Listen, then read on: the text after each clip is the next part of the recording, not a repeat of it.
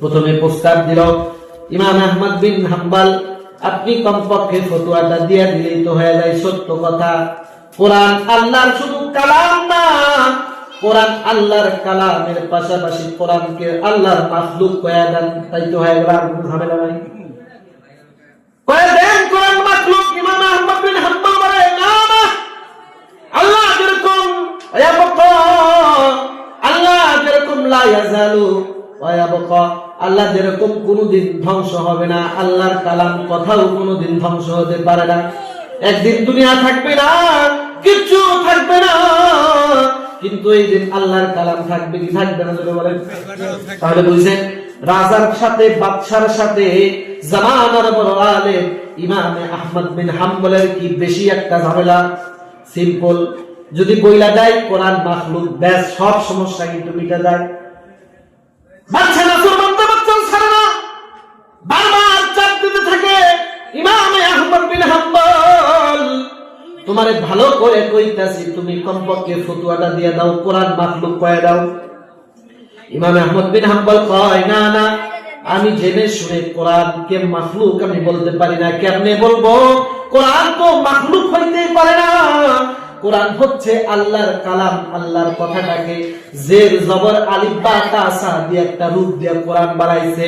আল্লাহর কথাটাকে কেমন করে কালাম কই? আচ্ছা আপনারা কত দেখি, আল্লাহর কথা আল্লাহর কালাম কোনদিন ধ্বংস হবে, তাইলে তো আল্লাহ ধ্বংস হবে, ব্যাপারটা এরকম। ইমাম আহমদ বিন হাম্বল কই না না না, আমি এই ফতোয়া দিবার পারবো না, যাই না শুই না আমি কালাম কোরআনকে আমি কখনো মাখলুক কইতে পারবো না। ছোট্ট ব্যবধান। বাদশা মামুনুর রশিদ কি করলো? তাকে গ্রেফতার করে জেলখানার মধ্যে বন্দী করে রাখলো। জেলখানায় বন্দী কইরা দুনিয়ার লোক দেখায়, টাকা দিনু পয়সা দিনু, তুমি ফতোয়াটা একটু ঘুরায় দাও।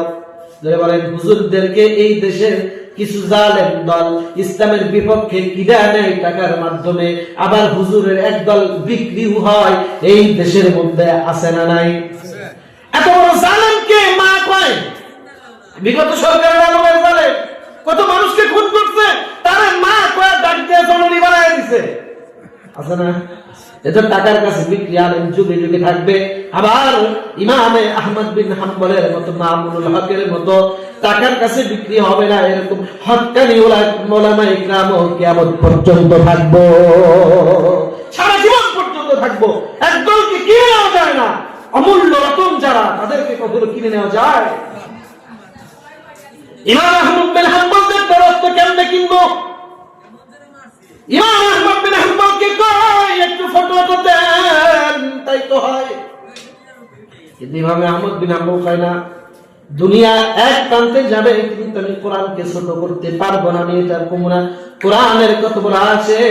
এবার বাদশা মামুন কয়, বাদশার কথা শুনে না, তাই এক কাজ করো, প্রত্যেকটা দিন 10টা করে চাবুকের আঘাত দিবা, এমন মানুষ দিয়া দিবা যার শরীরে প্রচন্ড শক্তি আছে, তাকে দিয়া পিটাইবা। চিন্তা করেন, জামানার বড় আলেম ইমাম আহমদ বিন হাম্বলের মতো একজন আলেম, যে আলেমের সিনার মধ্যে লক্ষ লক্ষ হাদিস সনদ সহ মুখস্থ, যার দরসের মধ্যে জামানার বড় বড় আলেম গুলা গিয়া বৈশাখে একটা হাদিসের সনদ নেওয়ার জন্য তারে জেলখানায় আটকে রাখছে, তো ভালো কথা। আবার প্রত্যেক দিন 10টি করে চাবুকের আঘাত মারার ফয়সালা হয়ে গেছে।